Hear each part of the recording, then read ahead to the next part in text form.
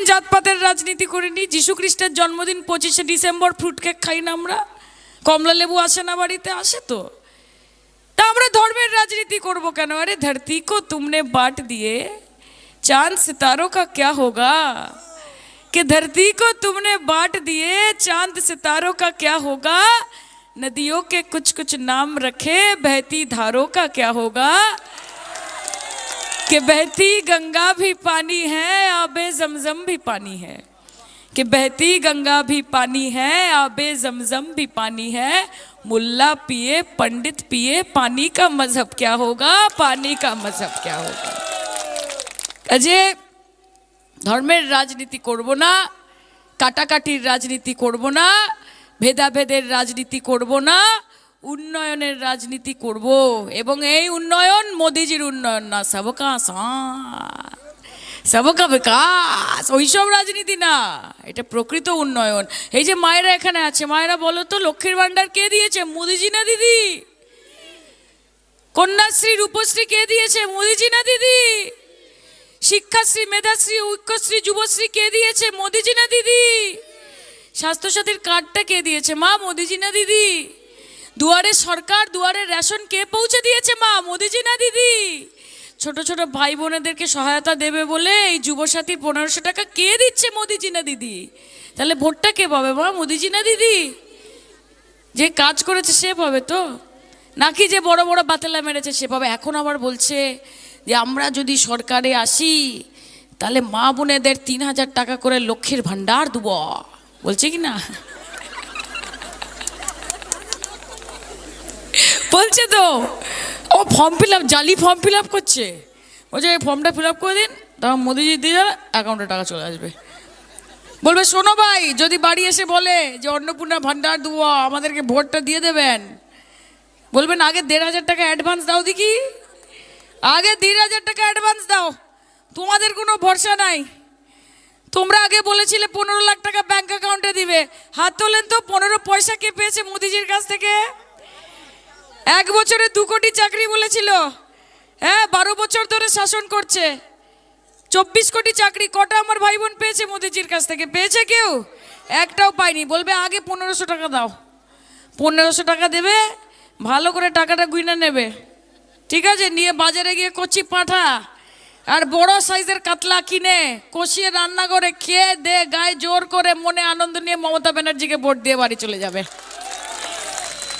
কারণ নরেন্দ্র মোদী হচ্ছে ফল, BJP party ফল, আর মমতাদি গাছ।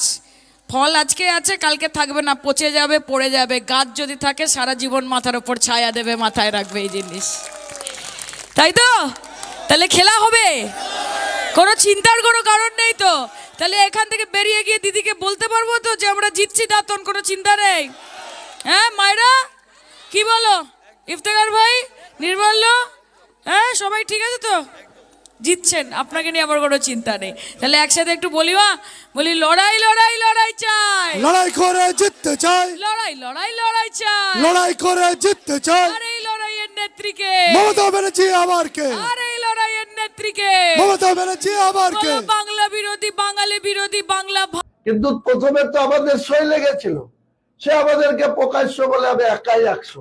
আমি আজকে মমতা ব্যানার্জিকে আর অমিত শাহকে দুজনকে বলছি হুমায়ুন কবির একাই 100।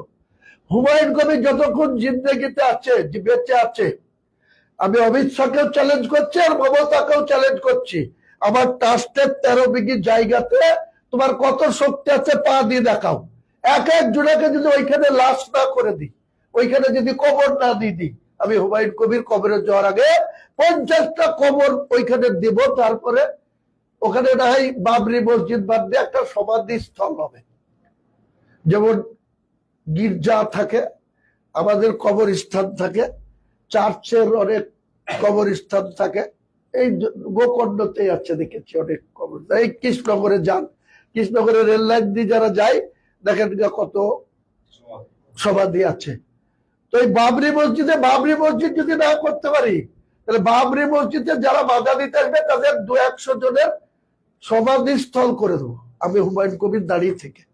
আমি চ্যালেঞ্জ করছি অমিত শাহকে, আমি চ্যালেঞ্জ করছি মমতাকে, মুসলমানদেরকে উস্কানো। মমতা ব্যানার্জি মুসলমান তোমার 7 গোষ্ঠীর খাটাস হয়, তুমি মুসলমানকে দিয়ে বিজেপিকে আটকাবা। তোমার শক্তি থাকে তো 200টা সিট আছে, হিন্দু মেজরিটি প্রায় 82 থেকে 100% মেজরিটি হিন্দু সিট আছে, তার মধ্যে তুমি এত মন্দির করে বেড়াচ্ছ। তুমি জিতো না, হিন্দুদের ভোটে জিতে তুমি বিজেপিকে আটকাও। মুসলমানদেরকে শুধু উস্কাবা, 3-3 বার মুসলমানদের ভোট নিয়ে মুখ্যমন্ত্রী হয়ে চালাকি করবা। এই চালাকি 4 মে চ্যালেঞ্জ থাকলো, অমিত শাহর ক্ষমতা থাকে তো অমিত শাহ মেজরিটি করে দেখাক, আর মমতা ব্যানার্জির ক্ষমতা থাকে তো 3 বারের মুখ্যমন্ত্রী, সে 4 মে। মুসলমানরা আজকে 100 মুসলমানের মধ্যে গোটা পশ্চিম বাংলায় কিছু দাড়িওয়ালাকে, কিছু টুপিওয়ালাকে নামিয়েছে, আমার বিরুদ্ধে ডাইরেক্ট কেস করছে, অনেক বাজে বাজে কথা বলছে।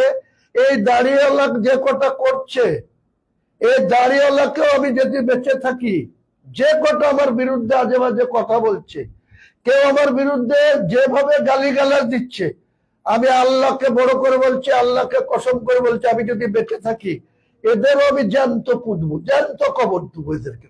কোন বাপ আছে তোদের আটকিলাই? তোর কোন অভিষেক বাপ আছে? তোর কোন মমতা ব্যানার্জি, তোর বাপের সাথে কি সম্পর্ক আছে তোদের দেখা।